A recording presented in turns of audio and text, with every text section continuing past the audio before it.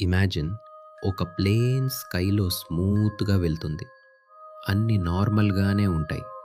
సడన్గా పైలట్కి compass wrong directions చూపించడం స్టార్ట్ చేస్తుంది. రేడియో సిగ్నల్స్ డిస్టర్బ్ అవుతాయి. ఇంకా కొన్ని మినిట్స్లో ఆ ప్లేన్ కంప్లీట్లీ డిసపియర్ అయిపోతుంది.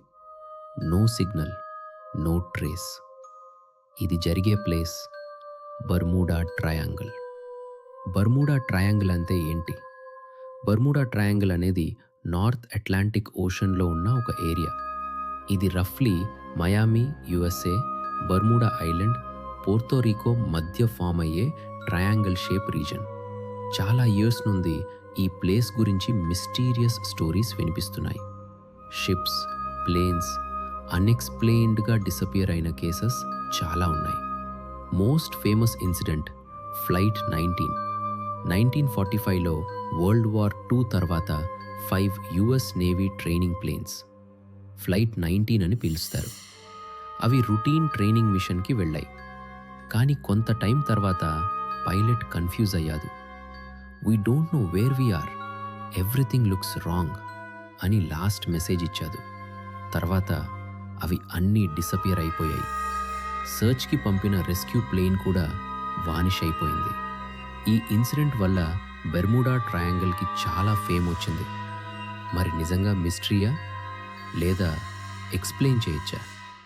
ఇప్పుడు ఇంట్రెస్టింగ్ పార్ట్ స్టార్ట్ అవుతుంది. సైంటిస్ట్స్ అండ్ రీసెర్చర్స్ చాలా ఇయర్స్గా స్టడీ చేశారు. కొన్ని లాజికల్ రీజన్స్ కూడా ప్రపోజ్ చేశారు. Reason number 1, compass variations. అర్త్లో కొన్ని ప్లేసెస్లో magnetic north and true north differ అవుతాయి. బర్మూడా ట్రయాంగిల్ ఏరియాలో కొన్ని టైమ్స్లో కంపాస్ స్లైట్లీ రాంగ్ డైరెక్షన్ చూపించచ్చు. పైలట్కి కన్ఫ్యూజన్ క్రియేట్ అవుతుంది, ఎస్పెషలీ ఓల్డ్ డేస్లో టెక్నాలజీ అడ్వాన్స్డ్ లేని టైంలో. Reason number 2, weather conditions. ఈ రీజన్లో sudden storms, hurricane and strong ocean currents common. Weather ఫాస్ట్గా చేంజ్ అవుతుంది. ఒక షిప్ లేదా ప్లేన్ అన్ఎక్స్పెక్టెడ్ స్టార్మ్లో పడితే కంట్రోల్ లూజ్ అయ్యే ఛాన్సెస్ ఎక్కువ. Reason number 3, methane gas theory. Ocean floor నుండి కొన్ని times methane gas bubbles release అవుతాయి అని థియరీ ఉంది.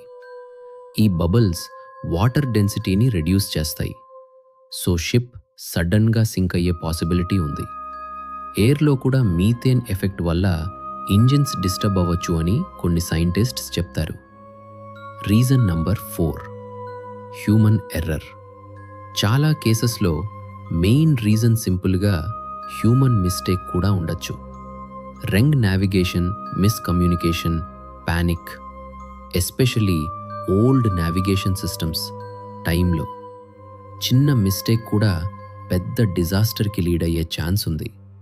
ఇంపార్టెంట్ పాయింట్ ఇప్పుడు, మోడ్రన్ స్టడీస్ ప్రకారం బెర్ముడా ట్రయాంగిల్లో డిసిపైర్ అయ్యే ఇన్సిడెంట్స్ వరల్డ్లో వేరే ఓషన్ ఏరియాస్తో కంపేర్ చేస్తే ఎక్కువ కావు. అంటే ఇది కంప్లీట్గా సూపర్ న్యాచురల్ ప్లేస్ అని ఎవిడెన్స్ లేదు. కానీ స్టోరీస్ వల్ల మనకి మిస్టరీలా ఫీల్ అవుతాము.